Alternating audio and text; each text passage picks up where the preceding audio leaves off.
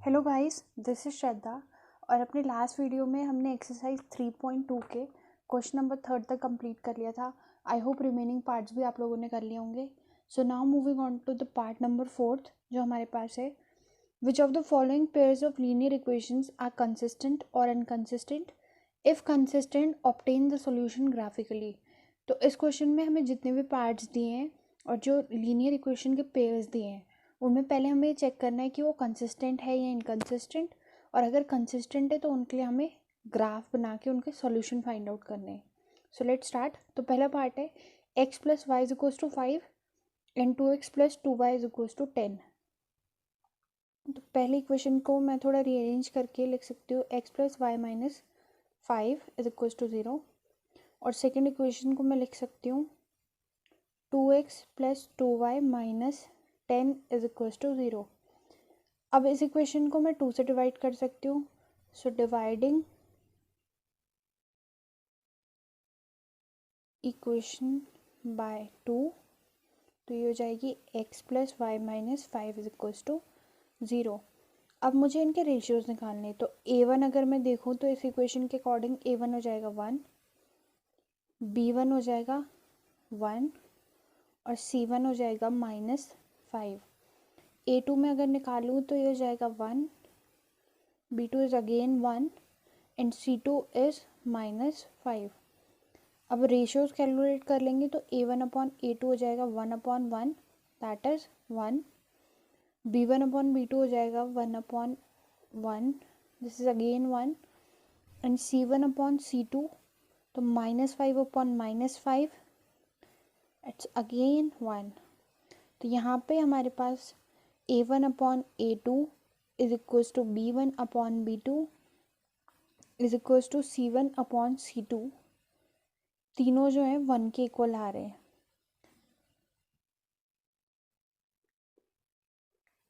तो अब इसमें हम देखें तो तीनों का रेशियो सेम है, तो इसका मतलब इसमें हमारे पास इनफाइनाइटली मेनी सॉल्यूशंस आएंगे। और जिस केस में एक या एक से ज़्यादा सॉल्यूशन आ जाएं तो वो पेयर हमारा कंसिस्टेंट हो जाता है। तो हम लिख सकते हैं so the pair of linear equations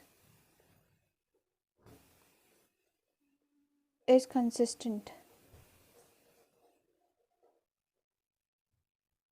अब अगर हम देखें तो हमारी दोनों इक्वेशन सेम है, तो इनके लिए जो हम पॉइंट्स के लिए टेबल बनाएंगे वो भी सेम बनेगी। तो हमें सिर्फ एक ही टेबल बनानी है।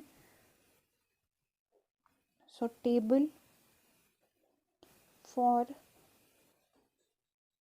x plus y is equals to 5 और y is equals to 5 minus x is, तो हम लोग ये टेबल बना लेंगे। यहाँ पे एक रो होगी x, दूसरी y is equals to 5 minus x and यहाँ पे लिखेंगे पॉइंट्स। तो अगर मैं x को 0 ले लूँ तो y मेरे पास 5 आ जाएगा एंड पॉइंट्स हो जाएंगे, पॉइंट का नाम a, तो 0,5। सेकंड अगर मैं y को 0 ले लूँ तो x मेरे पास आ जाएगा 5 और मेरे पास पॉइंट्स हो जाएंगे 5,0। अगर मैं x को 2 ले लूँ तो मेरे पास y आ जाएगा 3 और मेरे पॉइंट्स हो जाएंगे 2,3। तो 3 पॉइंट्स मेरे पास आ गए और दोनों इक्वेशन सेम है तो दोनों इक्वेशन के पॉइंट्स भी सेम होंगे। तो अब इनको ग्राफ में प्लॉट कर लेते हैं। तो यहाँ पर मैंने ग्राफ बना लिया और मैंने एक एक इंटरवल का गैप लिया है, that 0 1 2 3 4 5 and same it is here 0 1 2 3 4 5। सो अब पहला पॉइंट था हमारा 0,5 ए पॉइंट। तो एक्स एक्सिस एक्स कोऑर्डिनेट 0 है तो मतलब ये वाई एक्सिस पर लाई करेगा, तो 0,5 आएगा मेरा यहाँ पर। सेकेंड पॉइंट आया था 5,0 तो वो पॉइंट आएगा यहाँ पर, तो बी 5,0।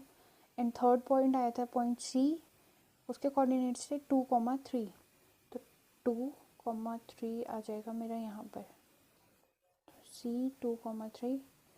अब मैं इन तीनों पॉइंट्स को जोड़ लूँगी।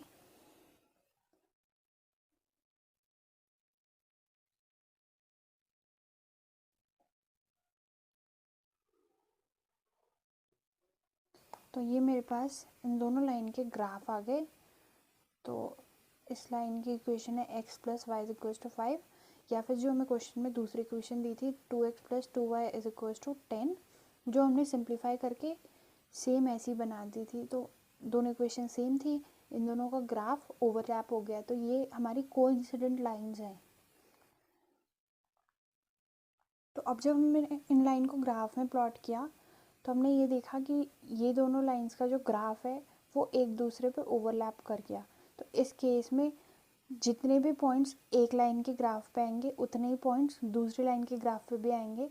तो इस वजह से हमारे पास इनफाइनाइटली मेनी सॉल्यूशंस हो जाएंगे इस इक्वेशन के।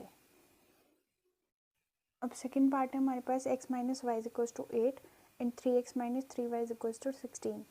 तो सबसे पहले इन इक्वेशंस को रीअरेंज कर लेंगे। तो ये हो जाएगी x - y - 8 = 0 और दूसरी हो जाएगी 3x - 3y - 16 = 0।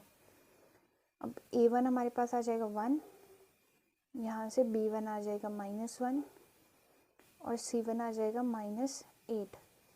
a2 हमारे पास आ जाएगा 3, b2 आ जाएगा -3 एंड c2 आ जाएगा -16। अब इनके रेशियोज कैलकुलेट कर लेंगे। तो a1/a2 1/3, b1/b2 it's again 1/3 and c1/c2 -8/- 16, तो ये हो जाएगा 1/2। तो इस केस में अगर हम देखें तो हमारे पास a1/a2 = b1/b2 तो है, but it is not equal to c1/c2। तो इसका मतलब ये जो पेयर हैं इनका नो सॉल्यूशन आएगा और इसलिए ये इनकंसिस्टेंट होंगी। So the pair of linear equations is inconsistent. तो जब पेयर इनकंसिस्टेंट हो गया तो इनका ग्राफ भी जाहिर सी बात है अलग अलग बनेगा। और क्वेश्चन में हमसे सिर्फ उन्हीं लाइंस का ग्राफ बनाने को कहा है जो पेयर्स कंसिस्टेंट है। सो बाकी के 2 पार्ट्स आई होप आप लोग कर लेंगे and if you have any problem you can mention in the comment box. So thank you guys and please like, share and subscribe my channel for more such videos.